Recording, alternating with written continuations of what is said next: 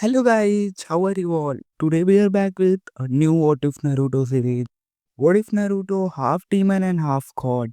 If you enjoy this video, then please like, share and do comments. And also check the description to original creator of this beautiful creation. Let's start the story. Fear. Fear is what Naruto Uzumaki is feeling right now. His heart pounding, sweat pouring down his face as he runs as fast as his body will take him. Bruises cover his body and he has deep wounds that are bleeding heavily. His clothes torn and burned. The gift Ayame and her father gave him held tightly to his chest as he gets closer and closer to his destination. He looks back at the angry mob behind him. They're holding pitchforks, torches and whatever they could get their hands on. One villager threw a rock at the blonde and struck him on his forehead. He cried out in pain as he fell to the ground, clutching his forehead as fresh blood streamed down his head going toward his mouth. He tasted the blood that ran into his mouth before spitting it out. He tried to get up and run away again, but someone grabbed his blonde hair before slamming his face into the ground. He cried out once again in pain before reaching out to grab someone.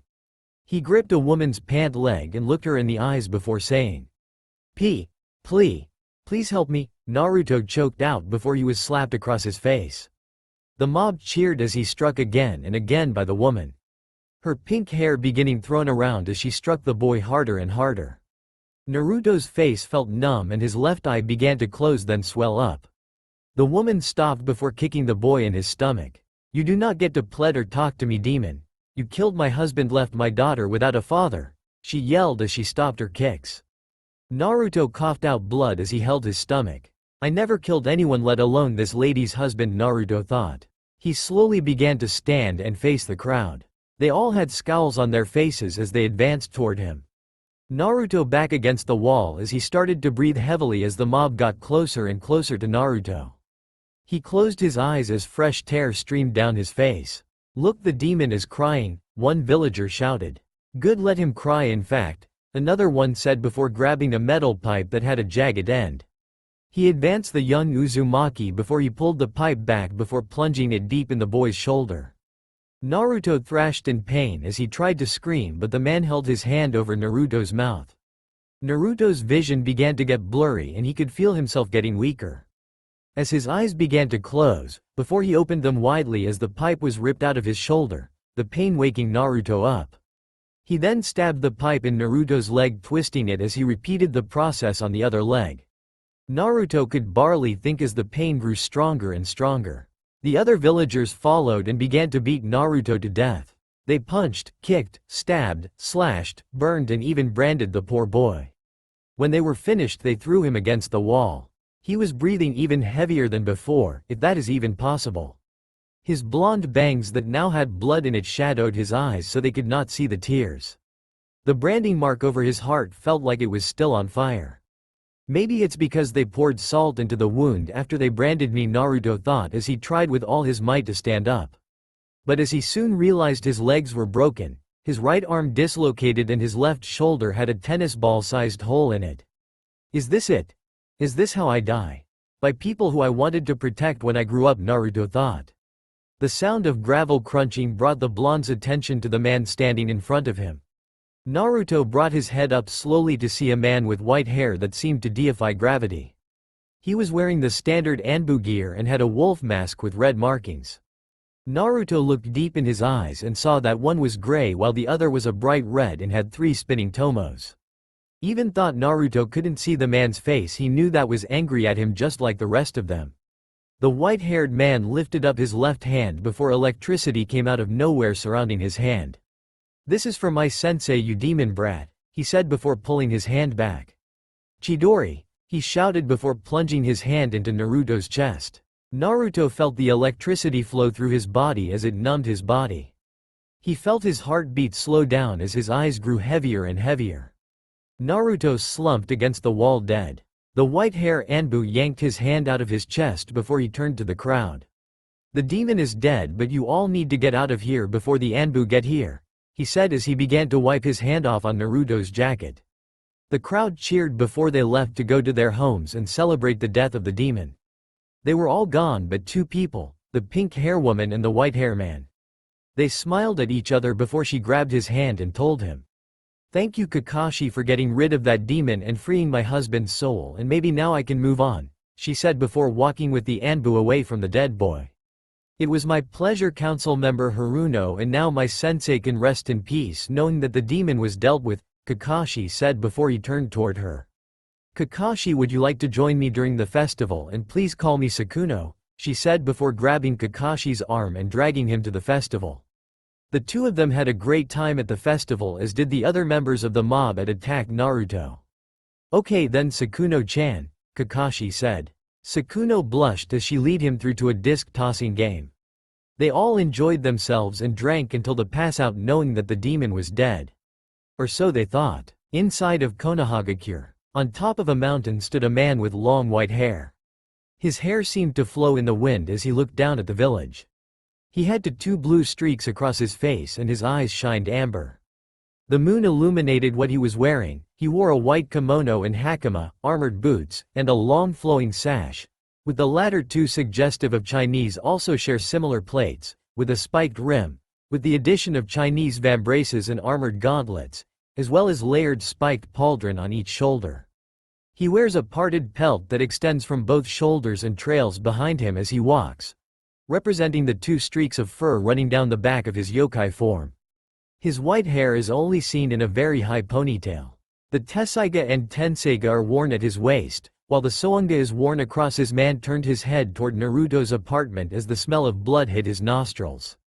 He smirked before he leapt off of the mountain that had 4 faces carved into it before he vanished toward the source of the smell. He appeared before a boy that looked like he has been tortured. He brought 2 fingers up to his neck and he barely felt a pulse. He lifted the boy up by his hair and gasped when he saw the whisker marks on the boy's face. He then scowled and let go of the boy's hair. Doing some quick hand symbols, he fell next to the boy unconscious. In Naruto's mindscape, the raw smell of a sewer was what was waiting for the man as he woke up. He looked around before he heard 2 voices.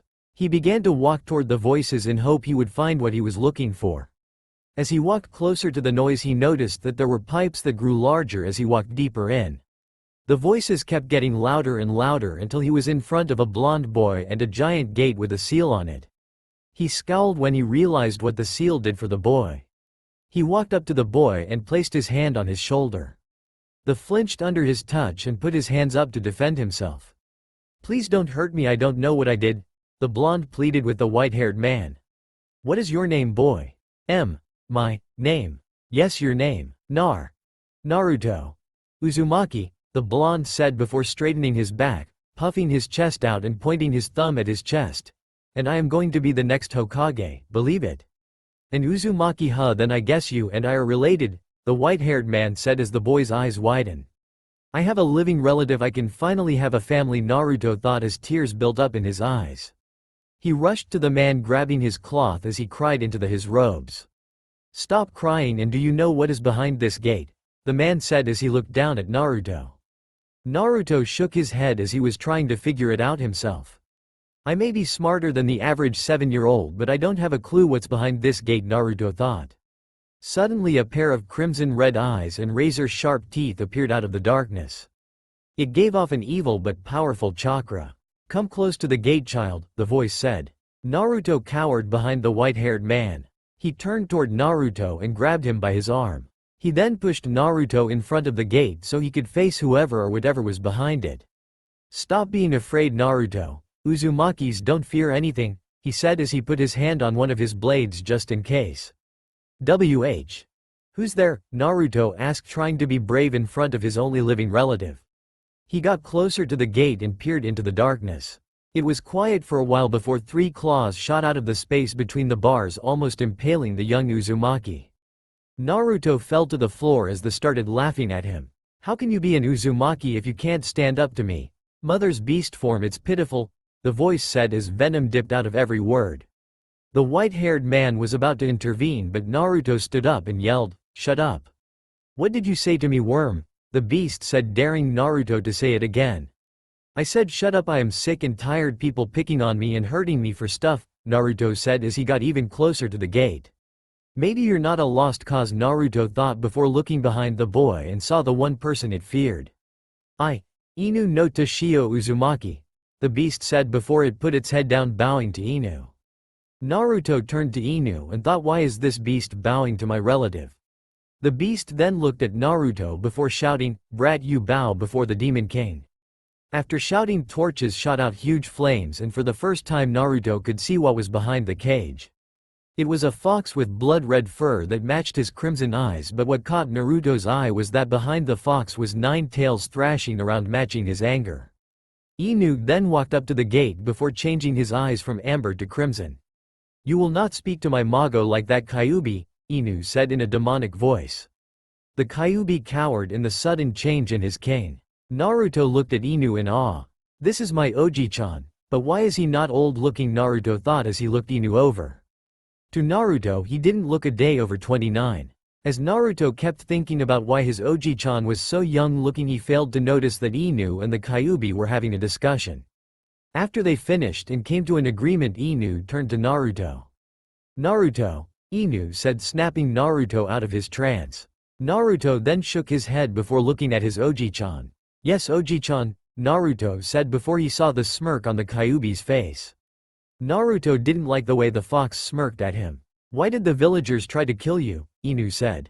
Naruto looked down at the ground as he raked his brain for a reason why the villagers might want to kill him.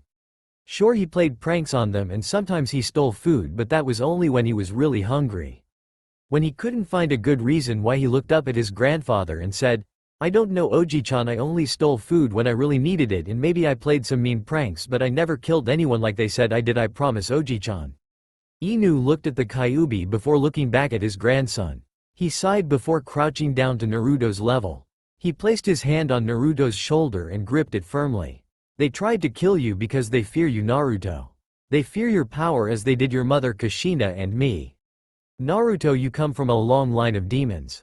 Your mother and her 2 brothers were the princes and princess of the demon world, and I was the king with my 3 wives as my queens. We could destroy buildings with a single thrust, lay waste to mountains with a wave of our tails, and destroy villages with a blast.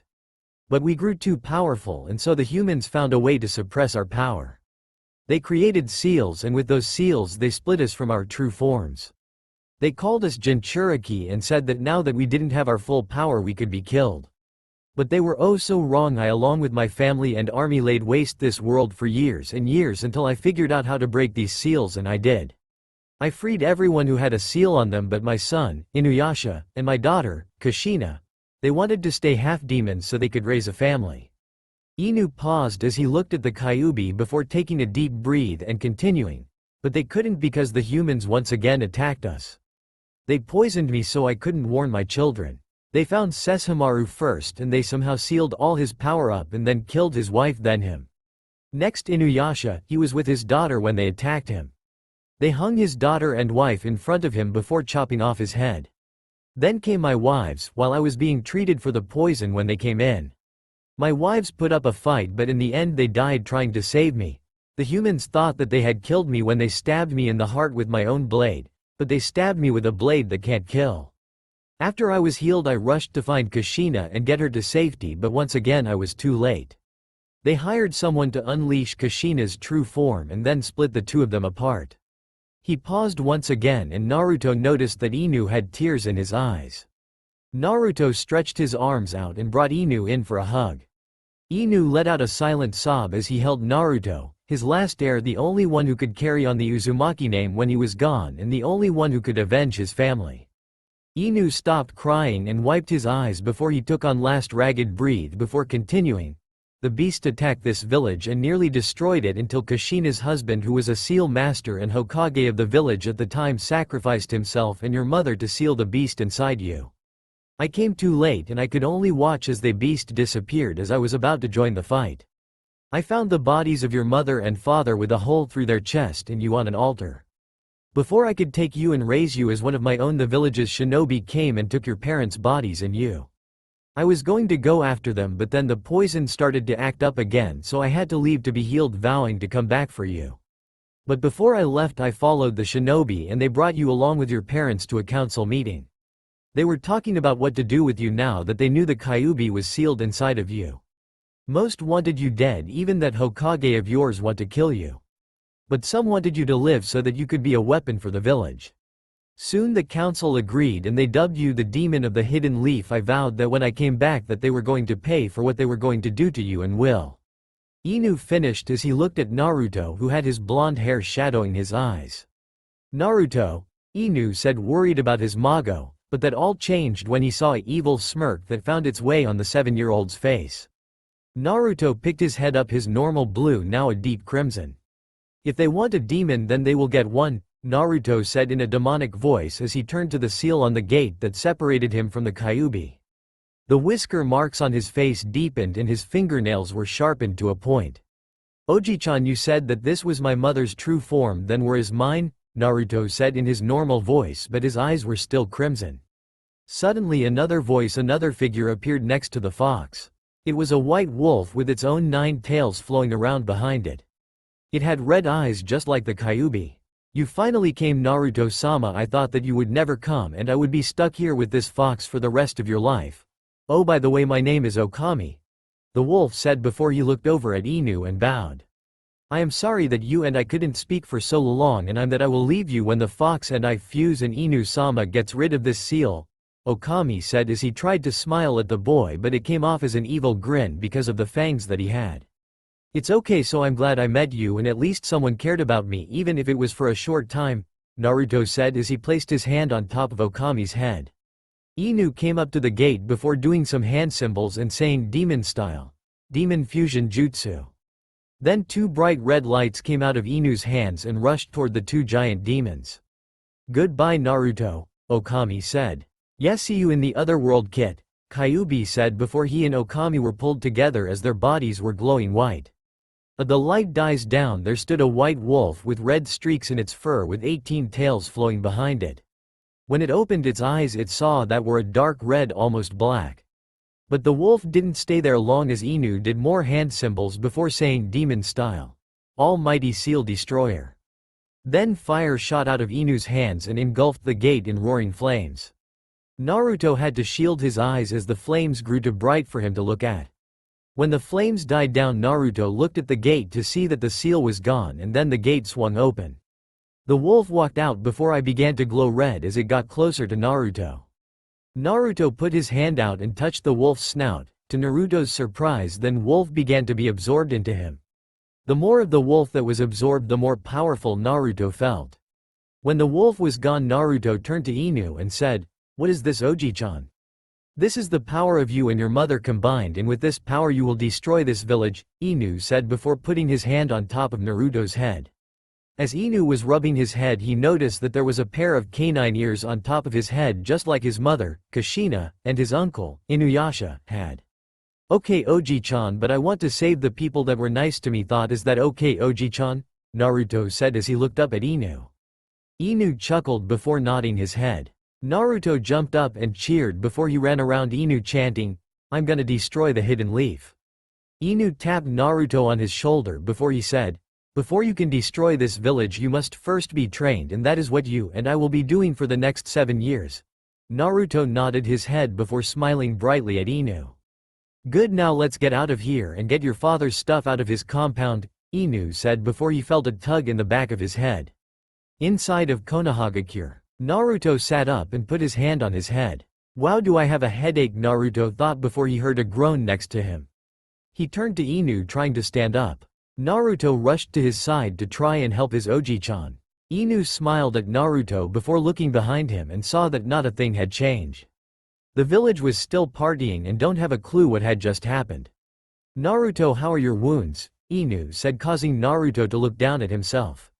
He had forgot that the mob had nearly killed him, but to his surprise the wounds were gone. He lifted his shirt and saw no hole or branding mark on his chest. Instead, Naruto saw a tattoo of an wolf with 18 tails over his heart. He smiled before he looked at Inu. "You said that we had to my father's stuff out of his compound, but you didn't say who my father was," Naruto said. "True, I didn't, but I gave you pretty big hints, like he was a seal master. He was the Hokage of this village and that he defeated the Kyuubi. So Naruto, who is your father?" Inu said as a grin came on Naruto's face when he realized who his father was. "The 4th Hokage is my father," Naruto said, only to get a nod from Inu. Naruto ran around Inu putting his arms out as he pretended to be an airplane. Naruto, come on, we have to go, Inu said before Naruto nodded. Inu grabbed Naruto by his arm before he and Naruto vanished.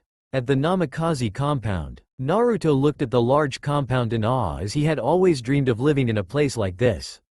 Naruto, I need you to come here so you can open the door, Inu said as he approached the wall.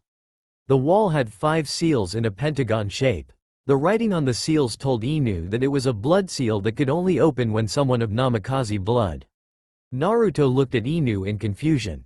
How are we going to get in if there isn't a door? Naruto said. Inu smirked before pulling a kunai out of his pouch. He grabbed Naruto's arm and gently cut his palm. Naruto winced in pain but didn't complain. Inu then placed Naruto's bloody hand in the middle of the 5 seals and then the blood was absorbed by the seals. Naruto pulled his hand back in time to see his cut healing already, and in 2 seconds it was healed. Wow, I can get used to this, Naruto thought as he watched the wall began to have a ripple effect to it when he pulled his hand away. Come Naruto, we have to get all the supplies out of here so they can help you in your journey, Inu said as he walked through the wall. Wow, my Oji-chan is so cool, Naruto thought as he followed Inu through. 2 hours later, outside of Konohagakure, Naruto and Inu were standing on top of a large tree looking back at Konohagakure. Inu had multiple storage scrolls tied around his back and his waist. Naruto had 5 storage scrolls on his back and in his hands. Inu looked at the village as he had a wicked smile on his face. Konohagakure doesn't know what they just did. They have declared war on all demons and for that they will all pay. All except the ones that Mago wants to live. Oh well, see you 7 years, Konohagakure, Inu thought before he and Naruto vanished in the night. 7 years later, outside Konohagakure, Naruto no Teisho Uzumaki Namikaze Uchiha was walking along the pathway that lead to the village of Konohagakure. Naruto learned about being an Uchiha from looking at his father's scrolls about the Sharingan, and he also grabbed his father's birth certificate for whatever reason. But what shocked Naruto the most was his father's full name, which was Minato Namikaze Uchiha. Naruto understood why his father never used the Uchiha surname. It was so his foes underestimated him in battle. Naruto continued to walk down the path thinking about his family. Oji-chan, I'll make you Ka-chan and Tu-chan proud, Naruto thought before he heard his loud shriek. Someone help me, the female voice said. Naruto narrowed his eyes before dashing toward the voice at breakneck speeds. Naruto jumped into a tree and looked to the left to see a teenage girl about his age on the ground backing up slowly away from 3 men. Naruto kept a firm grip on Bakusaiga as he watched what was happening. Oh look what we have, the Hyuga heiress all alone, one of the 3 men said. The others laughed as they advanced toward the girl. Suddenly Naruto got a sense of déjà vu as he remembered what the villagers did to him 7 years ago. Flashback. The villager advanced the young Uzumaki before he pulled the pipe back before plunging it deep in the boy's shoulder. Naruto thrashed in pain as he tried to scream, but the man held his hand over Naruto's mouth. Naruto's vision began to get blurry and he could feel himself getting weaker. As his eyes began to close, before he opened them widely as the pipe was ripped out of his shoulder, the pain waking Naruto up. He then stabbed the pipe in Naruto's leg, twisting it as he repeated the process on the other leg. Naruto could barely think as the pain grew stronger and stronger. The other villagers followed and began to beat Naruto to death. They punched, kicked, stabbed, slashed, burned and even branded the poor boy. When they were finished they threw him against the wall. He was breathing even heavier than before, if that is even possible. His blonde bangs that now had blood in it shadowed his eyes so they could not see the tears. The branding mark over his heart felt like it was still on fire. Maybe it's because they poured salt into the wound after they branded me, Naruto thought as he tried with all his might to stand up. But as he soon realized his legs were broken, his right arm dislocated and his left shoulder had a tennis ball-sized hole in it. Is this it? Is this how I die? By people who I wanted to protect when I grew up, Naruto thought. The sound of gravel crunching brought the blonde's attention to the man standing in front of him. Naruto brought his head up slowly to see a man with white hair that seemed to defy gravity. He was wearing the standard ANBU gear and had a wolf mask with red markings. Naruto looked deep in his eyes and saw that one was gray while the other was a bright red and had 3 spinning tomos. Even thought Naruto couldn't see the man's face, he knew that was angry at him just like the rest of them. The white-haired man lifted up his left hand before electricity came out of nowhere surrounding his hand. "This is for my sensei, you demon brat," he said before pulling his hand back. "Chidori," he shouted before plunging his hand into Naruto's chest. Naruto felt the electricity flow through his body as it numbed his body. He felt his heartbeat slow down as his eyes grew heavier and heavier. Naruto slumped against the wall dead. Flashback end. Throughout the flashback, Naruto subconsciously clenched his area around his heart. That white-haired ANBU is going to suffer for what he did, Naruto thought before he snapped his head up at the sound of katanas being drawn. The three men all had their blades held high in air as they let out a loud yell as they brought down their blades. Naruto quickly put his face mask on before rushing at the three men at impossible speeds, cracking the ground as he ran. Naruto grabbed the girl and brought her back to the tree he was standing on just as the men's blade hit the empty spot. "What the hell, where did she go?" one guy said as he looked around the clearing for her. The three of them went back to back and stood in the middle so they could see the whole clearing in case they had to defend themselves. "Where the hell did she go?" one guy thought as he began to sweat along with his partners. Naruto smirked as he could see the faces from a safe distances thanks to his advanced eyesight. "Good, they're scared, but I wish they would be a little bit stronger than this. I mean, they're shinobi for Kami's sake," Naruto thought before letting his claws extend. Naruto then jumped into the air before landing 10 feet away from the three men. "Who the fuck are you?" the tallest ninja said. Naruto smirked before taking off his shades and letting them see his blood-red eyes. "Who am I? Well, to you I'm the Grim Reaper," Naruto said in a demonic voice. The two ninjas beside the tall one tightened their grip on their swords before disappearing. Naruto jumped back just as their blades struck the ground. Suddenly they both had huge gashes on left shoulder. They screamed out in pain before another gash was found on their stomachs. They fell on their knees, clenching their stomachs. Naruto appeared behind the two and shouted, "Blades of blood." Naruto thrusted his hand forward as multiple blood-red crescent-shaped waves flew toward the two defenseless ninja. The waves cut into their skin, making blood spurt out of the wounds. They were about to fall to the floor and bleed out, but before they could, Naruto came, shoved both his hands through their stomach and out their backs.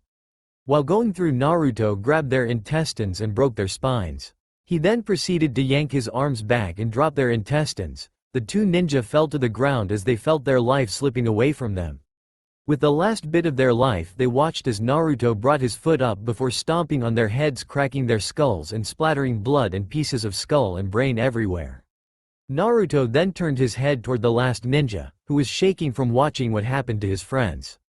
Tears began to fall down his eyes as he realized that he did nothing while his friends were being demolished in the fight. His vision began to get blurry as he tightened his grip on the katana in his hands. "Brock, Kevin, you two died because of me," he said to himself, but Naruto heard with his enhanced hearing. Naruto once again smirked behind his mask as he tightened his grip around Bakusaiga. "Maybe I'll kill this guy with your sword, Ka-chan," Naruto thought before the last ninja rushed at him, sword held high in the air. "Bastard, I'll kill you for what you did," he yelled as he ran faster toward Naruto. He got closer and closer before he swung his sword, aiming for Naruto's neck.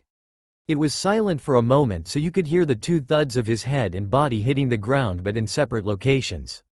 Naruto looked at all their foreheads and saw that they were from the hidden cloud village. Naruto then walked away while putting Bakusaiga back in its sheath. He then jumped into the tree that he left the girl in and analyzed her for the first time. Naruto was thankful that his Oji-chan gave him this face mask to hide his blush he had on his face when he saw her appearance. Her hair is in a short, leveled hime cut style just above her forehead, with chin-length strands framing her face. She wore a cream-colored hooded jacket with a fire symbol on the upper right and left sleeves and fur around the cuffs and hem, with navy blue pants. Naruto placed his hand, which he cleaned the blood off with a rag, on her face, gently caressing it. The girl then subconsciously moved her face deeper in his hand before slowly opening her eyes. Naruto couldn't get those eyes out of his head. They were white with a tinge of lavender, but what got Naruto's attention was that she had no pupils. Naruto snapped out of his trance when he heard the girl gasp before realizing that their faces were inches apart. Naruto pulled away before putting on his shades covering his now blue eyes. The two were silent for a while, then the girl broke the silence by hugging Naruto and saying, "Thank you for saving me." She began to blush as she felt the muscle on the silk material on Naruto's suit. For Naruto's suit, think Snake Eyes from G.I. Joe, but instead of a helmet he has shades and a face mask like Kakashi's. Naruto slowly hugged her back before saying, "You're welcome, but what did those guys want with you?" She looked down at the ground before turning her eyes toward Naruto. "They wanted my Kekkei Genkai, that only the Hyuga clan can have the Byakugan," she said before swinging her legs back and forth. Naruto thought for a moment before saying, "If only the Hyuga clan can have Byakugan, and from what those guys said is true, and you are the heiress to your clan, then why are you not under protection?" Naruto turned to her just in time to see her wipe tears that were threatening to fall. She shrugged her shoulders before saying, "I ran away. They didn't want me there. They would say that I was too nice, and that made a Hyuga weak. They said that my sister should be the heiress instead of me, and my father, being the clan head, agreed, but my mother stopped him. She would always stop him. But when she died, my father finally could get me out of the position of heiress, so before he could tell me the news, I left, took all my stuff and left last night. I didn't even graduate from Ninja Academy yet, but even if I did, then it wouldn't matter. My father would still make my sister heiress, and the whole clan would be able to act out on their hatred for me," she finished before sighing heavily. "She's kinda like me," Naruto thought before he looked toward the village behind him. Naruto. W. What? My name is Naruto. M. My name is Hinata, she said, stuttering at a few parts. Naruto stood up before saying, "Alright, let's go."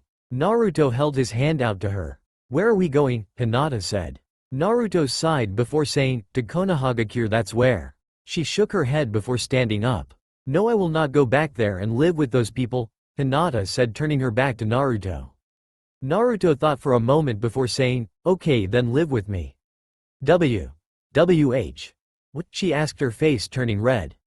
She turned to Naruto, who was cracking his neck and back. "Yeah, I live all alone since my Oji-chan left, and you don't live at your house, so live with me," Naruto said before looking at her.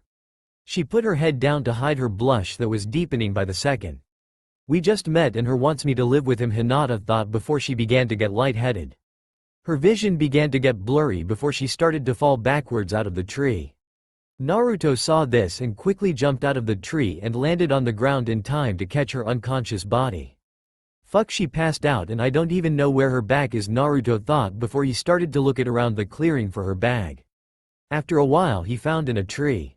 "That's just fucking great. How the hell am I going to get up there without leaving Hinata unattended? Oh wait, I know," Naruto thought before he placed Hinata gently on the ground. He put his fingers together in a cross formation and said, "Shadow Clone Jutsu." Instantly another Naruto appeared in a puff of smoke. The Naruto clone picked up Hinata while the real Naruto walked up the tree and grabbed the bag. After making sure it was secure on his back, he backflipped off the tree and landed next to his clone. After the clone of Naruto handed Hinata back to his, the clone was dispelled in a puff of smoke. After making sure that Hinata, her bag and his 4 swords were secure, he began to jump from treetop to treetop, getting closer to one place he wanted to destroy. At the gate of Konohagakure, Naruto landed in front of 2 of the Leaf Shinobi. He knew they were Leaf Shinobi by the headbands they were wearing. One guard walked up to Naruto and placed his hand on his kunai pouch. "State your business," he said, as if daring the blonde to try something. Naruto's ears twitched in annoyance before he took a deep breath and said, "I'm here to bring back a citizen of yours and I wanted to talk to the Hokage." The guard then walked toward Hinata and looked at her face. He gasped when he saw that it was the missing girl from the Hyuga clan. "If I tell the council I found her, they will reward me greatly," he thought as he reached his hands out to take her from Naruto. But before he could get the chance, Naruto jumped backwards away from the Leaf Shinobi. He glared at the man, not trusting him or anyone from the Leaf at the moment. "I'll take her, and I don't know you, so why should I trust you? Kid, you're walking into my village, you're going to listen to what I say. And if I don't, then you're gonna regret it, brat. Try me," Naruto said before made a shadow clone to hold Hinata. This surprised the guards because that was a forbidden jutsu and took a shit ton of chakra. Naruto cracked his knuckles before getting in a fighting pose that they didn't recognize. The guard that was still at the gate didn't want to fight the kid if he knew a forbidden jutsu, quickly intervened. "You may go, but you have to straight to the Hokage," he said as he opened the gate. Naruto nodded, grabbed Hinata before dispelling the clone and dashing into the village, going straight to the Hokage's tower. I remember always going here as a kid to be protected by him. Now that I know the truth, I know not trust him or anyone else in this damn village, Naruto thought as he jumped from rooftop to rooftop until he landed in front of the Hokage's tower. Naruto hedged his ears so no one knew who he was. He walked up to the secretary and asked for a meeting with the Hokage. She told him that he was in his office. Naruto noticed that she was a lot nicer to him when she didn't know who he was. When Naruto got to the top of the tower, he knocked on the door and waited until he heard an enter come from someone inside. When Naruto opened the door, he was greeted by the Hokage with a warm welcome.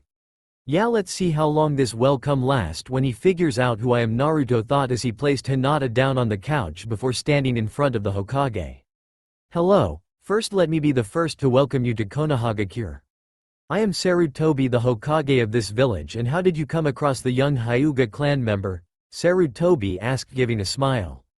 Naruto knew that smile was fake. He had that smile before on his journeys with his Oji-chan. Naruto then explained how he was walking down the pathway to Konoha, heard Hinata scream for help and how he saved and brought her back here, but he left out some of the details like who he was and why Hinata was outside the village. The Hokage then stood up and placed his hands on Naruto's shoulders. Naruto had to hold back the urge to cut the man's head off with Tessaiga. Now how old are you, mister? Sarutobi said, stopping so Naruto could finish. Naruto smirked before saying, Uzumaki. Sarutobi frowned before he let his hand fall sewn to his sides. Suddenly he analyzed the boy standing in front of him. Blonde hair, Uzumaki surname, and I bet if I take his glasses and mask off then I'll see whisker marks and blue eyes. Okay, I have to pretend that I am still nice to him, Sarutobi thought before he forced a smile. Welcome back, Naruto. May I ask where you have been for 7 years? Sarutobi said as he stared at the boy's swords. Huh, those swords look powerful. Maybe I can convince him to give them to Sasuke. I mean, those weapons don't belong to a demon, Sarutobi thought as he continued to analyze Naruto's swords. Naruto narrowed his eyes at the Hokage through his shades but knew that if he did attack the Hokage then the 5 ANBU guards that are in here would attack him as well. Even though I can beat them, I don't want to destroy the village yet. No, I want to become an elite ANBU and then take them down, because if I become Konohagakure's strongest ninja then there will be no one that will be able to even attempt to save the village, Naruto thought before he grinned at his plans. Luckily the idiot of a Hokage was still eyeing his blades. Hokage-sama, Naruto said through gritted teeth as he hated giving this idiot respect. I was with my Oji-chan for the past 7 years and I want to become a leaf shinobi, so can I join the academy? Sarutobi thought about this for a long time. If we get the demon stronger then he could give us the military advantage, Sarutobi thought before smiling, thinking that Naruto was still the dumb blonde that was still under his and the council's thumb. Sure, Naruto, just give the teacher this note at the academy and you can take the Genin exam, Sarutobi said as he handed Naruto the note. Just as they were finishing up, Hinata began to move around, signaling Naruto that she was about to wake up. Naruto crouched in front of her as she began to open her eyes. She soon began to blush as thoughts started to race through her head about the blonde ninja. Come on, Hinata, we have an exam to take, Naruto said as he held his hand to her. She nodded her head, not trusting her voice, and grabbed his hand.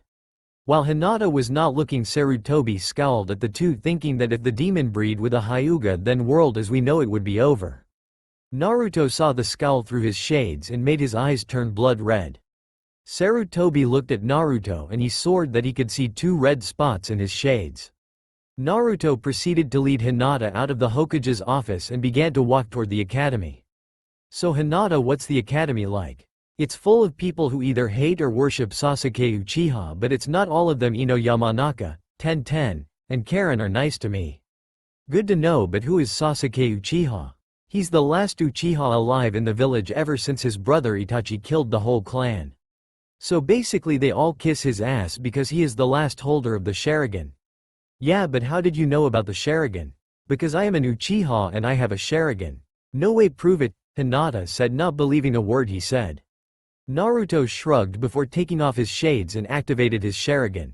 Hinata activated her Byakugan to see if it was a fake, but to her surprise it was real. Wow, so you really have it? Yeah, but it's not fully mastered yet, there is another level to it. Why are you telling me all this stuff about you? I don't know, I just feel like I can trust you. Oh, Hinata said before the academy came into view. Hinata began to walk slower than was before and Naruto noticed. He slowed down as well as he wanted to continue talking to her. So are you walking slow because we have an exam or because you're afraid of what people are going to say to you? I'm afraid that when you met everyone else then you will leave me to be someone else's friend. Oh, that's not going to happen, Hinata-chan, Naruto said, not noticing the chan suffix that he added to her name. Hinata-chan, he called me Hinata-chan. Hinata thought as she walked faster toward the school. Naruto noticed this and put his hands behind his head and walked up so he was right next to her. Hinata, you do know that you have to drop your bag off at my house, right? Naruto said before he threw her the bag. Hinata gasped, forgetting all about her bag. She turned about to run to put it away but then remembered that she would be living with Naruto and she didn't know where he lived. Naruto-kun, she said, blushing at the kun suffix that she added at the end. Yeah, I don't know where you live at. Oh yeah, give it here, I'll go and place it in the spare bedroom, Naruto said before he summoned a shadow clone. He took the bag out of Hinata's hands and gave it to the clone. The clone then jumped in the air before rushing toward the Namikaze compound. Alright, let's go, Naruto said as he opened the door for Hinata so she could walk in first. Hinata blushed as this was the first time that any male was nice to her. She thanked him before she guided them toward their classroom. Hinata stopped at the door, took a deep breath and knocked on the door. The door slide opened to show a man of average height and build. He has brown hair that he kept in a ponytail, dark eyes and a scar that runs across the bridge of his nose. He wears the standard Konoha shinobi outfit complete with forehead protector, sandals, and flak jacket. His sleeves are also rolled up about 1/4 way. He frowned when he saw the newcomers. He recognized Hinata Hyuga but the blonde he didn't know. Why does this kid seem familiar, he thought as he racked his brain for names. He was deep in thought before Hinata's soft voice broke him from his trance-like state. What? I said I'm sorry we're late but we are here to take the exam. That's quite alright, but the blonde can't, he doesn't have the knowledge or the skills to do the exam, he said as he ushered Hinata in the class and tried to close the door but it was stopped by a foot in the door. Naruto then handed the teacher the note from the Hokage before he had a chance to yell at him. The teacher took the note, read it over before pocketing it. Okay, well then, I am Iruka Amino, your sensei for the day, Iruka said before sticking his hand out in a friendly gesture. Naruto looked at his hand before walking past him and into the classroom. Iruka was baffled that he just ignored him and shook his head before entering the class. Iruka noticed a couple of things when he entered the class. 1, that almost every girl was staring at Naruto, 2, that almost every boy was glaring at Naruto, Sasuke included, and 3, that Kiba Inuzuka was walking toward Naruto. Oh great, now I have to go get a nurse if Kiba is going to do what I think he's gonna do, Iruka thought as he hurried out of the class going toward the nurse's office. Kiba stood in front of Naruto much to the girl's disappointment. Naruto noticed Kiba but paid no attention to him. After a full minute of being ignored, Kiba slammed his hands on the table. Everyone jumped, beside Naruto and Sasuke, at the sudden noise. Kiba got in Naruto's face and said, "Who are you? What are you doing in my seat and why are you talking to my girl?" Naruto looked up at Kiba before resting his head on Hinata's shoulder. Hinata then blushed at the sudden contact and thus making some girls glare at Hinata. Kiba, being the short-tempered idiot he is, tried to pull Naruto out of his seat. Well, as he went to grab Naruto, Naruto got up, grabbed, flipped Kiba over his shoulder. He then grabbed both of Kiba's arms and pulled them back as placed his foot on Kiba's back. With hard tug, Naruto dislocated both of Kiba's arms. Then he kicked Kiba into the nearby wall, cracking it. The class gasped at what they had just witnessed. He beat Kiba with even trying, Hinata thought. Just then Iruka came into the classroom with the nurse so she could treat Kiba's injuries. So does anyone want to tell me what happened? Iruka said while crossing his arms. Suddenly everyone started talking, Naruto, Hinata, Ino, Karen and Tenten included, but it was to each other so they could get acquainted with each other. The 4 girls began to develop a small crush on Naruto. They don't know why, maybe it was the way he acted or the way his ninja suit clung to his body showing his muscles, but all they knew was that they wanted to get closer to him. Hinata was happy because she would get to live with him for a while. But then they heard the voice of a soiled brat, a pampered bubblegum princess and a lazy genius. The dope beat up Kiba for no reason, a boy with a duck butt hairstyle said. Yeah, he did what Sasuke said, a pink hair girl said. You should kick him out, a boy with a pineapple-shaped bun on his head yelled. Many others began to say the same as these three. Hearing that everyone was turning on Naruto because he was new, the girls stood you. No, that's not fair. Kiba started it, Hinata said, surprising everyone because Hinata wasn't the one to speak out loud. She would be the quiet one that Iruka would always ask to speak up. Yeah, Kiba tried to punch him, a Karen said once, surprising everyone because Karen wasn't too fond of boys because of an incident that happened between her and Sasuke. That's not fair. If you kick him out, 10-10, and Ino shouted, surprising the class for the last time. These were the next ice queens of Konoha. The girls who didn't want a boyfriend but was wanted by every boy in the academy, and here they were not only taking interest in the same boy but defending him as well. These arguments then continued, much to Iruka's displeasure.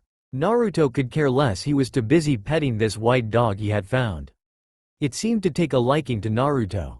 Hinata and the three other girls who were defending him stopped and stared at Naruto in awe. Akamaru never is this nice to anyone beside Kiba, Hinata thought. The other girls were thinking the same thing. A while later, Kiba was healed and Iruka finally got the class to settle down. Iruka then began to do roll call so he could finally begin the exam. Sasuke Uchiha, Sakura Haruno, Shino Aburame, Bruce Young, Shikamaru Nara, Ino Yamanaka, Jane Doe, Don Lee, Tammy Chan, Kim Chong, Lily Wong, Hinata Hyuga, 10-10, Karen, Takeo Yoshi, Choji Akamichi, Kiba Inazuka, Lucy Liu, Neji Hyuga, Rock Lee, and Naruto Uzumaki. Iruka finished with a smile. He remembered Naruto from when he took care of him until he lived in his apartment. Naruto noticed this and made a mental note to find out why he was acting this way. Iruka explained that there was 2 parts to the exam and that there will be another shinobi monitoring the exams. He told them that if anyone was caught cheating, then that person would fail that part of the exam, meaning that they failed the entire exam. Soon a shinobi named Mizuki came in. Mizuki has white shoulder-length hair with a slight hint of blue to it and green eyes. He wore the standard attire of the Konoha nin before his defection, which included flak jacket and forehead protector that he wore like a bandana. Mizuki handed the exam booklets to each student and told them they had an hour to finish. While the students were taking the test, Mizuki was looking for a student he could use to get something for him. Maybe I can get the Uchiha to do it. Nah, he doesn't listen to anyone beside the council. How about that new kid in the back? He finished his test pretty quick. If he fails, then I could get him to steal it. But the new Hyuga heiress may be the best candidate. I mean, she must want to get a higher than heiress as soon as possible, so I'll tell her that if she learns a forbidden jutsu, then she could get a seat on the conquil. Yep, I use her on my puppet and then me and Hayate can get our rewards from the master. I'll trick the dumb girl and get away scot-free, Mizuki thought as he sent a smile in Hinata's direction. Naruto saw this as well and narrowed his eyes at the man. Though no one could see Naruto do this, but Mizuki felt uncomfortable all of a sudden. Soon everyone finished their test, and when the hour was up, Iruka and Mizuki collected the papers and Iruka began to grade them. After 10 minutes, Iruka announced the top 4 scorers. Naruto Uzumaki 100 out of 100, Hinata Hyuga 99 out of 100, Sasuke Uchiha 99 out of 100, and Karen 98 out of 100. Inches. When Iruka finished, most of the female population in the class started complaining. No way that anyone is better than Sasuke-kun, Sakura said. Yeah, he probably cheated on the test, make him do it again, Lucy said. My Sasuke-kun is the best, nobody can beat him, Jane said. What do you mean you're Sasuke-kun, Jane? Kim said. Then all of Sasuke's fangirls began to argue about who Sasuke belonged to.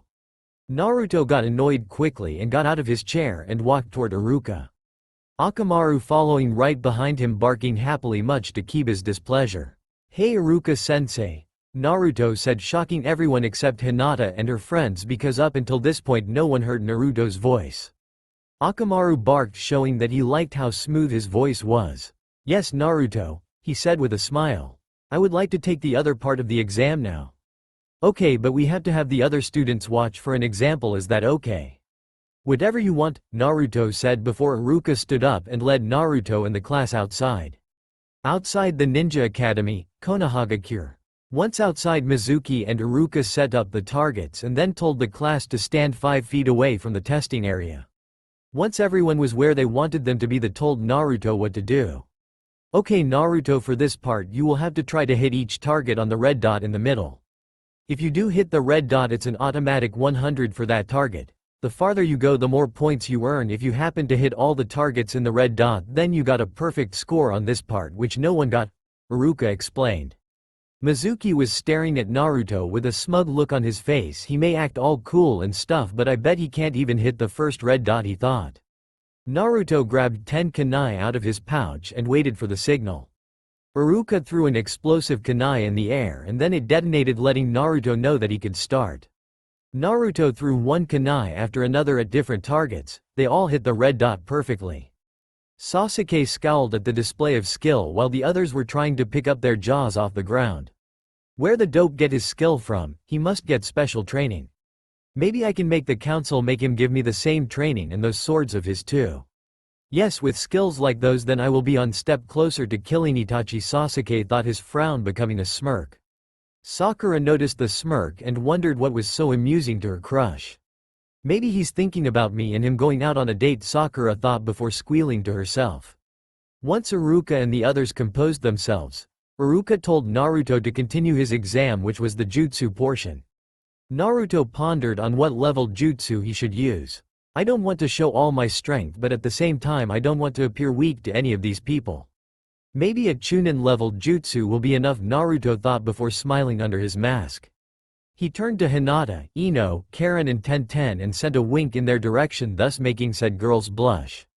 Naruto then waited for Iruka to signal him to start. Iruka then threw an explosive kunai in the air. When it detonated, that signaled Naruto to begin his exam.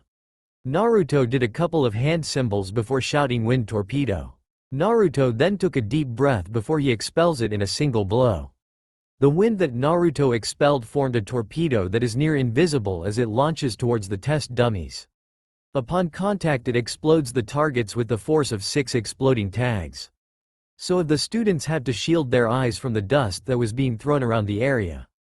Hinata picked up Akamaru and put him in her jacket so he wouldn't get blown away by the wind. Good, now they know to fear my power, even if it's not my full power, Naruto thought as he looked at the house-sized crater that was embedded in the ground. Iruka and Mizuki were slightly afraid of the boy. How did learn about his elemental jutsu at his age, and how can he use that much chakra in the jutsu and not suffer from chakra exhaustion, Iruka thought as he surveyed the land. To say it was ruined was an understatement. On top of the house-sized hole in the ground, Naruto somehow uprooted 4 fully grown trees and scattered them around the field, breaking the playground and one crashing through the academy window where their classroom was. In other words, the field was not fit to hold the Genin exam, so he would have to use one of the training fields for leaf shinobis. Alright everyone, after Naruto finishes his exam we have to do the rest of your exams at the training fields for leaf shinobi, Iruka said as the class erupted in cheers until Iruka and Mizuki told them to shut up. Well, more Mizuki than Iruka. Iruka then told Naruto the final part of the test was making a clone and the use a hedge on yourself. Naruto easily made 3 shadow clones and then hedged them and himself as Hinata, Karen, Tenten and Ino. Iruka was impressed because of Naruto's hedge. It was a perfect replicate of the original and he had no practice. I wonder what other abilities that Naruto has hidden in that mind of his, and there's no telling what those swords of his do, Iruka thought as he stared at the boy. Unknown to everyone beside Naruto, there was 4 shinobis watching the events that was taking place for the rooftops across from the schoolyard. How the hell did a kid that's going to be a Genin do a Chunin level jutsu and do that much damage? Said a woman with light brown, pupil-less eyes, and black hair which has a blue tint to it, which is styled in a short, spiky, fanned ponytail. She is wearing a tan overcoat with a purple inseam, which has a pocket on both sides, and complete with a fitted mesh bodysuit that stretches from her neck down to her thighs. She wears a dark orange mini skirt, as well as a forehead protector, a small pendant that looks like a snake fang on a thick cord rather than a chain to prevent it from being easily torn off in combat, a wristwatch, and pale gray shin guards. She also wears a dark blue belt around her waist that connects to her skirt that has an appendage-like sash.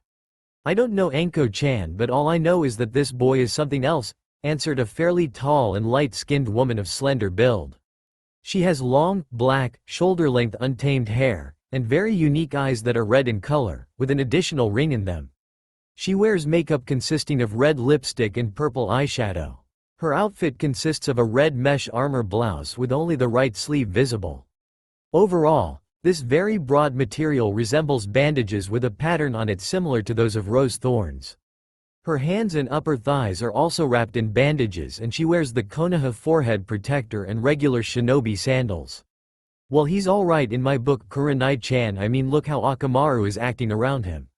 Plus this kid treats him better than Kiba does. I swear it's like Kiba doesn't want Akamaru anymore, said another woman in a crouched position. This woman had long brown hair which she wears in a ponytail with 2 locks of hair framing her face and large black eyes. She also wears a light shade of lipstick and has the traditional fang-like tattoos of the Inuzuka clan on both of her cheeks, in addition to a tattoo on her upper right arm that resembles a flower. She's wearing a form-fitting variation of the Konoha flag jacket which doesn't have any chest pockets, and she keeps the front of her jacket unzipped, exposing her cleavage. She also wears a pair of form-fitting shorts cut just above the knee, bandages just below her tattoo, and wrist warmers. So Hana-chan seems to like him, and so do Kurenai-chan and me. So what about you, Yugo-chan? Anko said as she turned to the lone ANBU who was staring at the boy. Why does he seem so familiar? The ANBU as she watched the lone boy petting Akamaru while he watched the rest of his class finish their exams. She smirked as she realized what he was doing. He's analyzing them, trying to find their strengths and their weakness. I bet he will use the information he gathered for a later date, she thought. She stood up and let the light hit her body. It showed a young woman with straight, purple hair reaching down to her waist, and brown eyes, and a shade of red lipstick. As an ANBU member, Yugo had a porcelain mask resembling a cat with 3 red stripes, 1 vertical stripe on the forehead and 2 horizontal stripes, 1 on each cheek, strapped on her waist. She also wears the standard ANBU uniform, consisting of black and gray armor, metal arm guards, and a katana strapped to her back. She has the signature ANBU tattoo on her right shoulder. He has a hidden talent that he doesn't want anyone to know about yet, Yugo said, and the others agreed, stating that it seemed like he was holding back a lot. Just as they finished talking, Naruto turned his head and faced their direction. He then stood up, made sure Akamaru was safely in his arms before he disappeared in a red flash. Suddenly the girls felt a blade at their throats and a small blade at the base of their spines. They all cursed at themselves for leaving their guards down, especially Yugo. I am an ANBU, I should never let my guard down, she thought as she continued to mentally scold himself. Suddenly the girls were turned around to face the kid they were just watching staring at them without his shades on. His cold blue eyes peering at them, they could tell that they held much pain and anguish, more than they have seen in their lives. No, why are you 4 lovely ladies watching me from afar? Naruto said as looked at each and every one of them.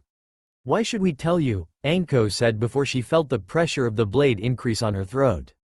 Anko-chan, we don't know anything about this kid, Hana said as she tried to calm her raging friend down. Well, I guess that you 4 aren't getting out of that position until one of you talks, Naruto said as he sat on the ground as he placed Akamaru on top of his head. Akamaru then yawned as he went to sleep for a while. 5 minutes later, after Kurenai tried to once again use another genjutsu on him only for it to not affect him, she cracked. Okay, fine, I'll tell you why we were watching you, she said, surprising the other 3 females. Naruto raised an eyebrow. He didn't think that she would break first, he thought that Anko woman would. We were first watching the 4 girls that you were talking to today, you know, Hinata, Ino, Karen, and Ten. Well, while we were watching them we noticed that they would begin to subconsciously flirt with you, so we wanted to see what you had that other boys didn't. So here we are now, captured by a kid who's not even a genin, Kurenai finished before she felt the blade leave her neck. She turned to see that Anko, Hana, and Yugo were as free. She felt her kek and she was surprised to see blood on her hand. I didn't even feel the blade cut me, she thought. You know, rank isn't everything. There could be a genin who could the strongest ninja alive but just doesn't want to be targeted by anyone, so he keeps his rank low so no one will know his true strength. And do you know why? Because everything is based on rank, and so enemy ninjas will underestimate him and pay the price for it. Remember these words. Oh, and by the way, you should get those cuts checked out, they're dangerously close to your jugular, Naruto said before he disappeared with Akamaru in a flash. Naruto returned just in time to see the girls do their portion of the exam. He noticed that they are very skilled and had a lot of hidden potential. Maybe I can convince them to help me in the destruction of Konohagakure, but it will take a lot of time and I will have to earn their trust and friendship. Plus those four are pretty cute, maybe I could take them all out for something to eat tomorrow and get to know them better, Naruto thought as he continued to play with Akamaru. Naruto looked at Kiba and saw that he could care less about the fact that Akamaru was playing with Naruto. With any luck Akamaru may just follow Naruto home and leave me alone. I never wanted him but my mother insisted that I get a puppy. Puppies are weak and I want a strong dog, maybe I could get that black wolf that nobody in the entire clan can befriend, Kiba thought with a smug smile. After finishing the exam, Ruka congratulated the students that passed and told the ones who didn't either study more or to practice on their ninja skills. Ruka then gave the passing students their Konoha forehead protectors, much to Naruto's displeasure. He didn't wear it on his forehead because he would look similar to a white hair ANBU he was going to kill. He tied it around his left arm before walking out of the academy doors. 10:10, Karen, Ino and Hinata coming out next. They all stopped at the steps of the school and watched as the parents took their children home to either celebrate or help ease the pain. Soon only the 5 of them were left. They all decided to go to Naruto's house. He didn't care as long as they didn't go into the study, basement, attic and his room. To say the girls were excited was an understatement, especially for Hinata. Being known as the next Ice Queens, it wasn't easy making friends. Boys only wanted to be their friend so they could brag that they could tame the next Ice Queens. Girls hated them because they got most of the boys' attention. It was hard for them, but then they met Naruto, the only boy their age that didn't want to date them for bragging rights but just wanted to be friends for now. Namikaze compound. After the long walk, Naruto approached the wall with the seals on them and reopened the ripple effect with a single touch. He motioned for the girls to follow him as he walked through the wall. The girls were hesitant at first, but after Hinata went through they followed. What they saw when they came through was amazing. There was a fountain in the center of the compound surrounded by rare flowers of all types. Ino ran toward the flowers and examined each one. This is a jade vine. The jade vine is a rare woody vine native to the tropical rainforests of the Philippines. It is a member of the pea and bean family and is closely related to kidney beans. The plant carries claw-shaped flowers which grow from hanging trusses. They can reach up to 3 meters in length. The flower's color can vary from blue-green to mint-green. The species has proven extremely difficult to propagate, and is considered an endangered species due to the destruction of its habitat and a decrease in natural pollinators, Ino said, spitting out information like crazy. She gasped as she looked toward the next batch of flowers that was growing from a vine on the side of the compound. Corpse flower. This fascinating flower is found mainly in low-lying tropical rainforests of Indonesia. This is one of the world's rarest, most endangered and largest flowers, and it can reach a total width of over a meter. The Rafflesia's survival is totally dependent on a specific vine called the tetrastigma vine. As the Rafflesia is a bodiless, stemless, leafless, rootless parasite, it requires the vine for nourishment and support. It is also a carrion plant, which means that it releases a pungent rotten flesh smell when in bloom to attract flies and carrion beetles to aid in pollination.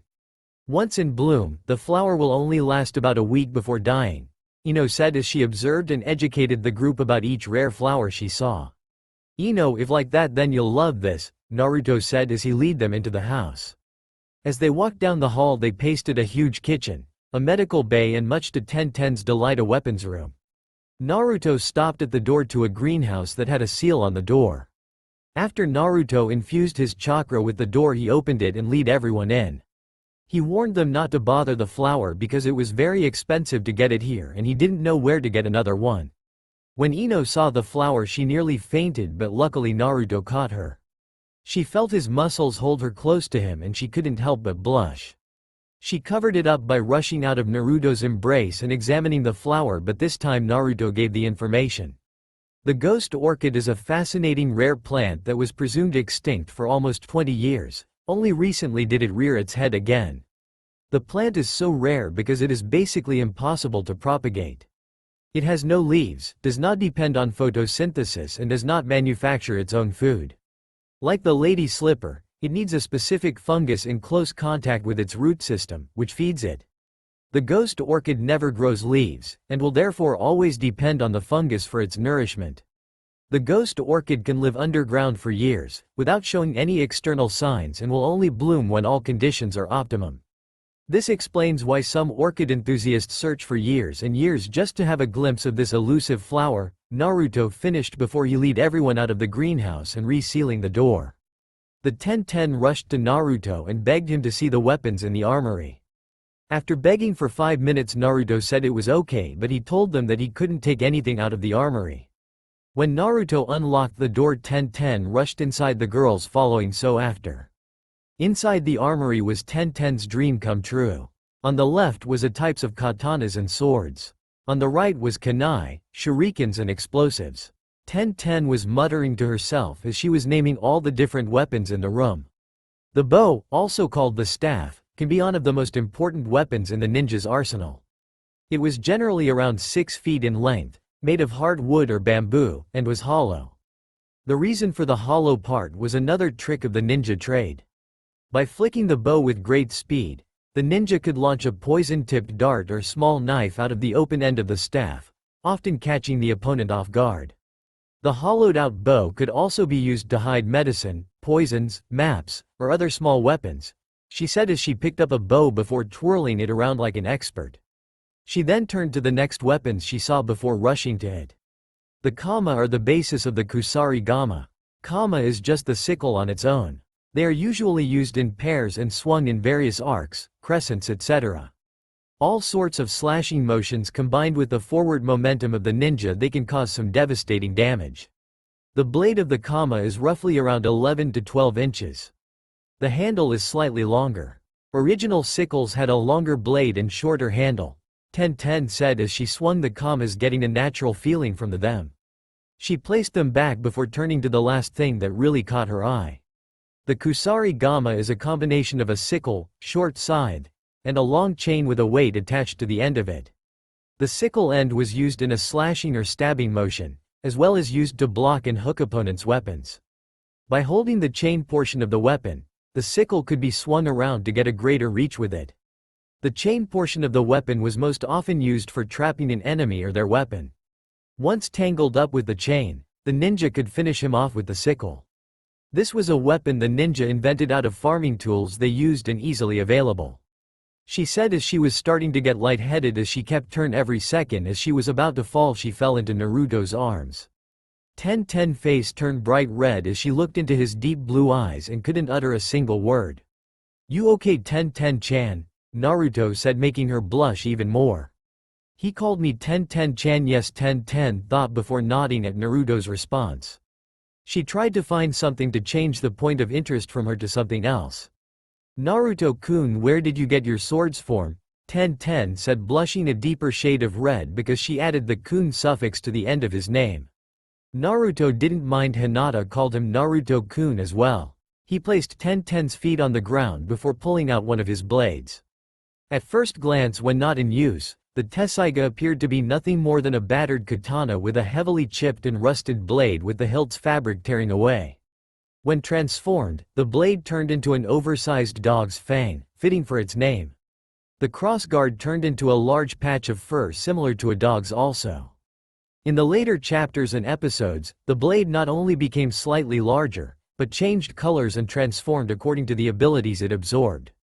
The sword's sudden transformation both shocked and intrigued the girls. The Tessaiga, also known as the Sword of Earth. The Tessaiga was created from the fang of the Inu no Teisho. He created it to protect Izayoi, Inuyasha's human mother. It is capable of destroying 100 demons with a single stroke, using the Kei's no Kazu and the Bakuryuha. In his will, the Inu no Teisho left the Tessaiga to his youngest son, Inuyasha, who was my uncle. Naruto said as he placed Tessaiga back in its sheath.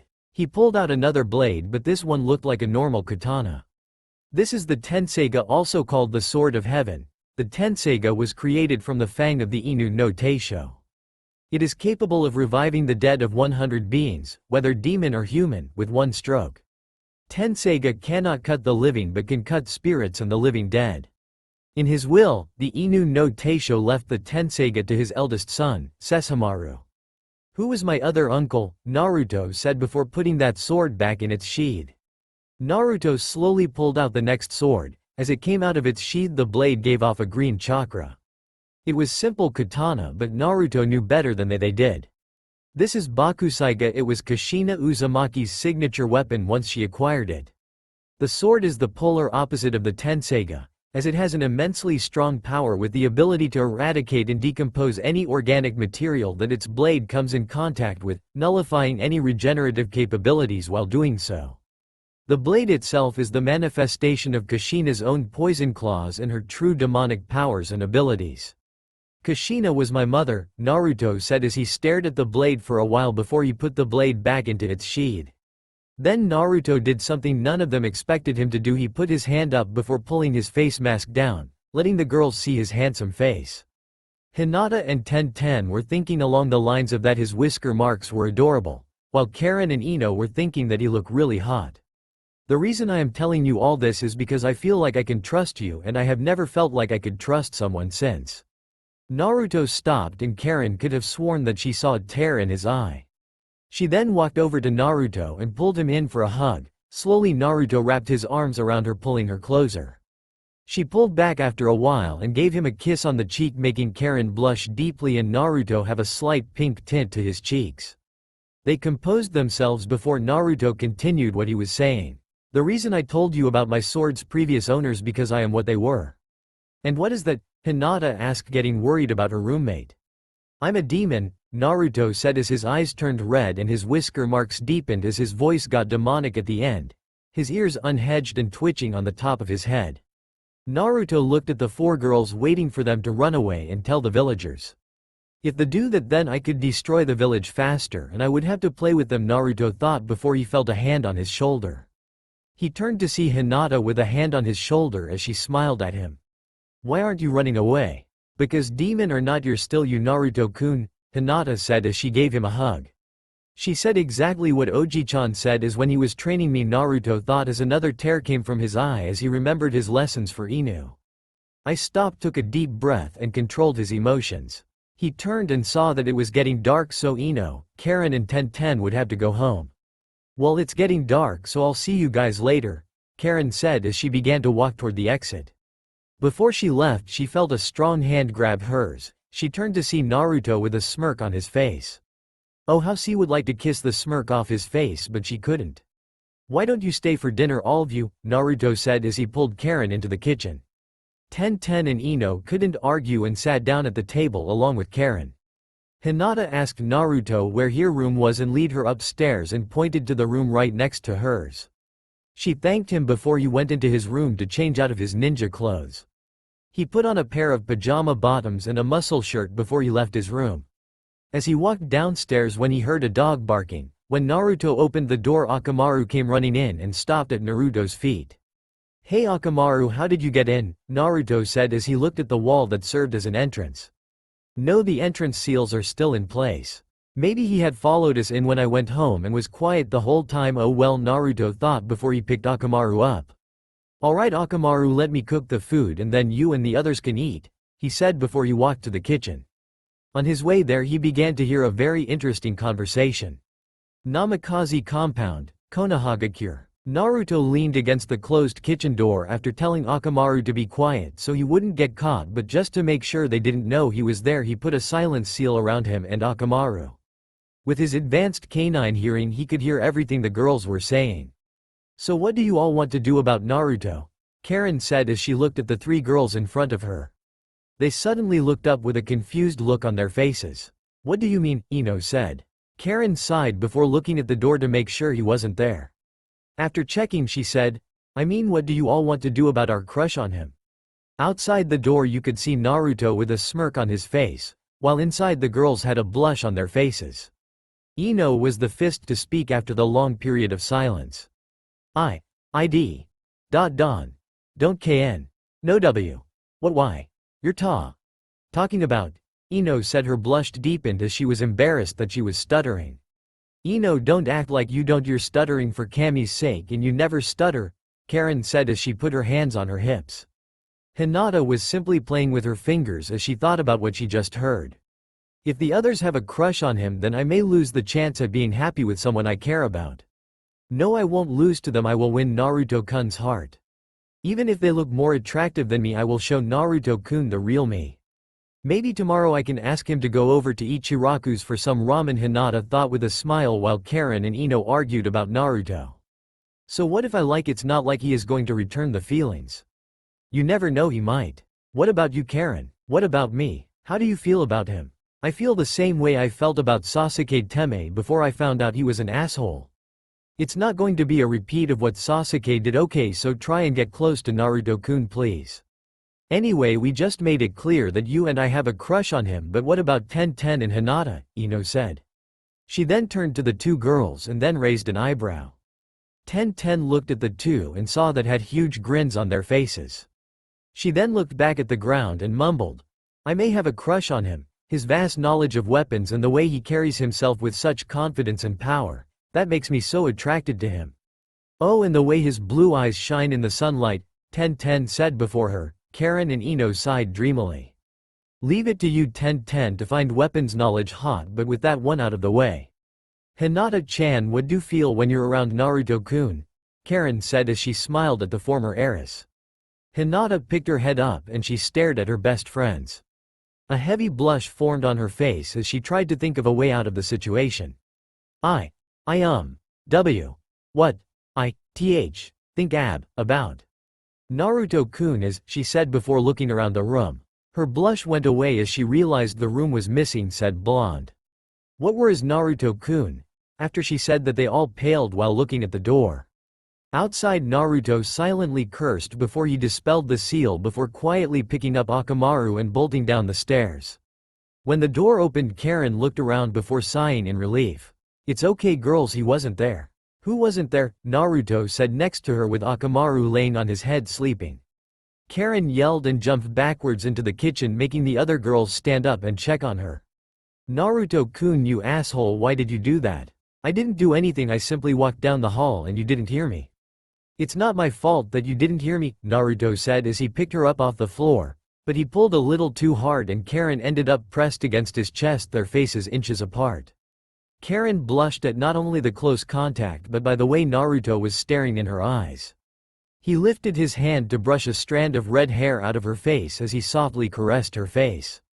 He leaned forward to get closer to her, but instead of going to her lips he placed his lips near her ear before whispering. I will never hurt a pretty girl like you, however Sasuke Teme did, do you understand? Karen shivered before nodding her head. Naruto then smirked before walking to the kitchen and began cooking the food. Karen was still in the same spot with a dreamy look on her face while Ten, Ino and Hinata were staring at the redhead with furious faces. They wanted to be held like that, but they knew that he was probably making sure she was okay. They all sit down in a chair while they waited for their blonde crush to bring the food. Sunagakure. On top of a beige building looking over a vast ocean of sand was 3 teenagers. The 2 of the 3 were female while the last was male. The shortest girl had fair skin and long, spiky, red hair with a striking resemblance to his mother. She has pale blue-green and has no distinctive pupils or eyebrows. She has 2 very notable traits in her appearance. Firstly, she has tanuki-like black eye rings, having them since her birth. Secondly, she carved the kanji, love, I, on the left side of her forehead, having it since a tragic event. Her forelocks are parted from the left side, making the kanji more visible. She was wearing black full bodysuit with t-shirt-like sleeves, 3/4 length legs, and an open neck. With this, she wore a white cloth over her right shoulder and the left side of her hips, and a wide leather band system over the left shoulder and right side of her hips. With this leather band, she carried around her gourd that contained sand. She also wrapped her black forehead protector over the band. The tallest boy wore a black, baggy, full bodysuit with a red and yellow circle on the front. He also wears a black hood which covered his head completely, and had cat-like ears and his forehead protector on his forehead.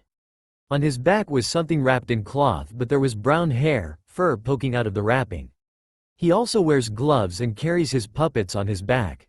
The second girl in the group had teal eyes and blonde hair, which is gathered into 4 outfit consists of a single light purple colored, off-the-shoulders garment that extended to halfway down her thighs, with a scarlet sash tied around her waist. In addition to incorporating fishnet worn over her shoulders and legs, specifically on her right calf and her left thigh, she also wore her black forehead protector around her neck. On her back was a giant black folding fan. These three are Gaia, Kankuro and Temari, the children of the 4th Kage and Suna's Sand siblings. They were some of Suna's best shinobis and will help with the invasion of Konohagakure. Gaia, when did father say we were going to invade Konohagakure? Kankuro asked nicely so he didn't piss his sister off. Gaia continued to stare out in the distance before she turned to face her brother. Kankuro had fear welling up inside of him as his sister's eyes stared into his. Kankuro could see the bloodlust in them and he didn't like that they were being aimed at him. Temari was sitting on the roof not caring what happened to Kankuro because of a prank he did to her earlier. Kankuro, that man is not my father. My father wouldn't send shinobis to try to kill me or use me as a weapon. That man is the Cage, he is my leader, nothing more nothing less, and if you ever refer him as my father again I will kill you without any remorse, understand? Gaia said in a monotone voice as sand seeped out of her gourd and tightened around Kankuro's throat. Kankuro nodded before the sand retracted from his throat and went inside Gaia's gourd. Kankuro began to cough and tried to get his breathing back to normal. Temari smirked at her brother's misfortune before standing up and facing Gaia. Gaia, when do we invade Konohagakure? The Cage never told us, Temari said as she pointed her and then a coughing Kankuro. Gaia sighed before looking up at the moon. I heard one of the guards say that we are to invade Konohagakure during the Chunin exams, she said in the same monotone voice before feeling sleepy. She quickly shook her head trying to brush the sleepy feeling away. When that didn't work she slapped herself, thus getting rid of the sleepy feeling. Temari looked worriedly at her sister. You should ask us Chio to fix your seal so you can get some sleep, Temari said as she placed her hand on Gaia's shoulder. Gaia tensed at the sudden sign of affection but then she composed herself and brushed Temari's hand off her. I know they don't find out until the Gaia retrieve mission, but the way I wanted this story to go needed them to know who sealed Shukaku inside of Gaia. I don't want to talk, that old hag beside this is the only way I can talk to mother, Gaia said as the venom she had at the beginning of speaking lessened as she mentioned their mother. Temari nodded understanding just as Kankuro finally got his breathing under control. He stood away from Gaia to lessen the chance of provoking her. She would never do that to Temari though. Gaia and Temari have a closer bond than all three of us do, Kankuro thought as he glared at his youngest sibling. What do you think Naruto-kun is doing right now, sister? Temari said as a slight blush came on her face at the thought of their fiancé. Gaia sighed dreamily at the thought of the blonde before she said, I don't know, but what I do know is that he's going to get an earful for not visiting. I mean, it's been 2 years. I'm beginning to think that he's up and forgotten about us.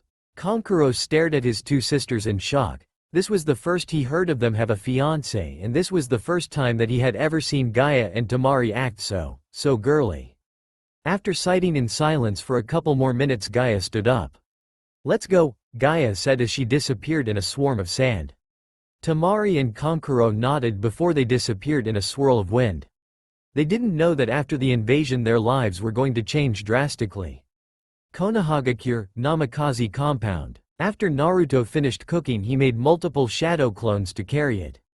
The girls were surprised at the amount of food that was set on the table: 10 steaks, 5 bowls of dumplings, 20 bowls of ramen, 4 pitchers of water, 3 plates of egg rolls, 2 cakes and 10 bowls of ice cream. Before Naruto sat down he grabbed a steak and gave it to Akamaru. The wolf pup then barked in happiness before digging in, as did Naruto. He placed 3 steaks and 15 dumplings on his plate, then grabbed 10 bowls of ramen before pouring water into a large glass cup.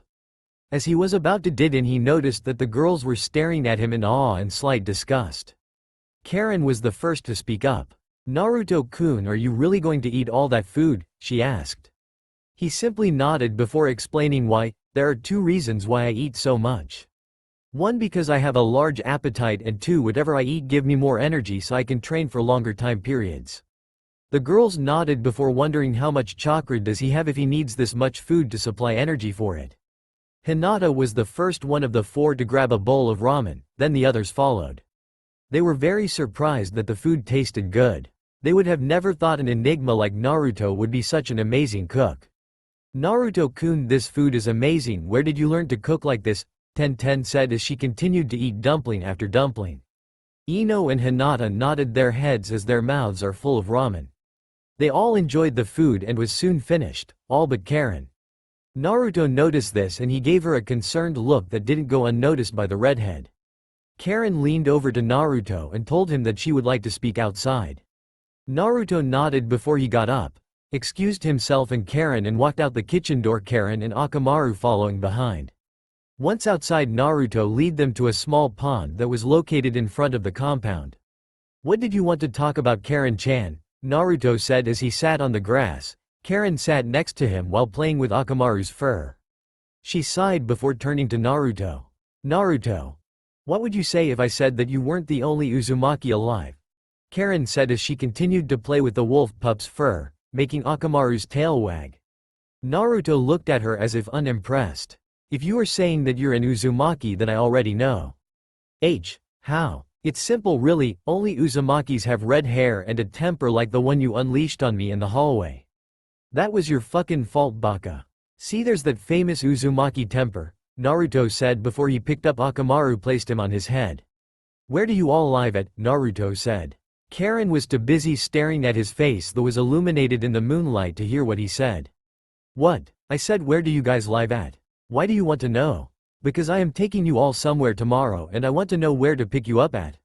Well, I live with my adopted sister Anko Mitarashi. Hinata is living at the Hyuga compound. Tenten lives with Yugo and Ino lives at the Yamanaka compound.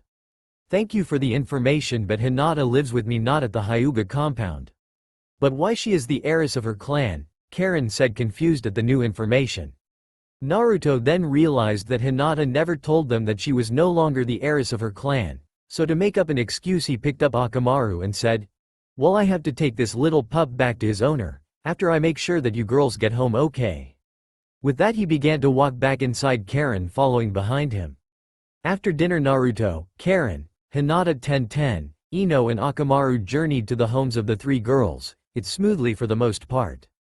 Ino's dad was angry that his daughter was out with Naruto but held his tongue in front of his daughter. To make the situation harder for Inoichi to control himself, Naruto gave her a kiss on the cheek, making said girl have a very heavy blush. Tenten accompanied Naruto, Hinata and Karen after Tenten saw that Yugo was not home. So when Naruto knocked on Karen and Anko's door, Tenten was surprised to see that not only Yugo was there but Kurenai as well, and they were all sporting matching bandages on their necks. Yugo-chan, what are you doing here? Aren't you supposed to be home? Tenten said. Yugo turned and looked at the two girls but noticed someone behind them. Tenten-chan, I was just about to go home, but who is the blonde behind you? Yugo said. Tenten and Karen turned to Naruto and moved to the side so the three girls could see him. As soon as the three ice queens saw Naruto, they drew their kunai, then threw them at Naruto at breakneck speeds. Naruto jumped back and flipped into the street to avoid the kunai. Anko rushed at Naruto with her fist cocked back, then she threw a barrage of punches that Naruto dodges without any problem. He then grabbed Anko's arm mid-punch and hit her in the stomach with an open palm strike. She flew through the air only to be caught by Kurenai. At that moment Yugo rushed at Naruto and engaged him in an advanced taijutsu battle. Every punch and kick Yugo sent Naruto's way, he would easily dodge or block it. Karen, Tenten, and Hinata were shouting for them to stop. They were about to join in to stop them but was stopped as they fell on the ground asleep. Behind them was Kurenai with her hands coming to her sides after casting the genjutsu on the girls. Akamaru ran in front of the knocked out girls and growled at Kurenai before he began to bark at said red-eyed woman. The barking got Naruto's attention as he turned his head to see the unconscious bodies of his friends. Under his shades Naruto's eyes turned red in anger and he grabbed Yugo's arm, stopping her from punching him with that arm. She tried to yank her arm out of his grasp but it was futile. He then tightened his fist before slamming it in her gut, sending her through the open door of Anko and Karen's apartment. Anko, who had just recovered, had to duck to avoid being hit by the rapidly moving body of Yugo. Hearing a crash from inside her house, she glared at Naruto before grabbing a kunai. Naruto, who left all his swords at home, picked up a kunai off the ground before getting back into a fighting position. You don't want to do this, Naruto said as he didn't want to hurt the girls, but if push comes to shove he would. Anko snickered at his comment before she rushed at him. Naruto sighed and readied himself. When she got close enough, Naruto ducked and swept her legs from under her, making her drop the kunai in her hands and land on her back. Naruto twisted before flipping in the air so he could land on top of her. Anko looked up to see Naruto above her with the kunai at her neck. She looked past his and a smirk grew on her face. Kurenai appeared behind him with her own kunai in her hands pointing at Naruto's back. Naruto smirked as well before pulling his mask up and disappearing in a red flash, surprising Anko and Kurenai. They looked all over before suddenly they felt a sharp pain on their sides. Looking down they saw two Narutos with their fists stretched out striking them in the ribs. Naruto then disappeared again before the girls were hit over and over again. When Naruto stopped his attack, the girls woke up as Anko and Kurenai fell to the floor. They were about to rush at Naruto to see if he was alright, but Yugo jumped out of the house with her katana drawn. She swiped at Naruto multiple times, but none of her swipes connected to her target. She was breathing heavily as she tried very hard her very best to hit him, but to her surprise he wasn't sweating. Not even a change in his breathing pattern. This enraged her that her skills were being dodged so easily, so was about to swipe one last time but was stopped when her hand was grabbed. Yugo turned to see Tenten and Hinata holding her arm in place. Yugo looked at Anko and Kurenai to see Karen helping them with her limited knowledge of medical jutsu. "Why are you stopping me?" Yugo asked when she finally put her arm down. Tenten and Hinata looked at her before looking at the blonde Jenny that was standing in front of them. A blush crept up on their face as they tried to explain but couldn't, at least not in front of Naruto. "You see," Hinata began. "We stopped you," Tenten continued, "because Naruto is." Hinata and Tenten said. Karen stood next to them after helping Anko and Kurenai and finished the sentence for them. "Our Naru-kun." Yugo sighed at the girls before glaring at the blonde Jenny. "Okay, we will try and not kill each other," Yugo said. "You wish you three were strong enough to kill me. I didn't even break a sweat," Naruto said, making Yugo, Anko, Kurenai, Karen, Tenten and Hinata to scream. "What?" Naruto looked at them confused before he rolled his eyes and he thought girls are so fucking confusing. 1 minute they're helping you and the next they're trying to kill you. After everyone calmed down, apologizes were shared. Naruto bind the girls farewell and Naruto followed Akamaru as the wolf pup lead him home.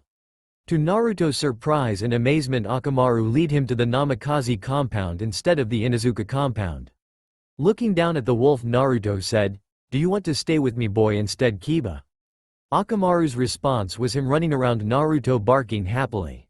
"Okay, then let's go home," Naruto said as he walked through the gate with Akamaru on his head, starting a new bond between the two. That's all for now. If you enjoyed this video, then please like, share and do comments.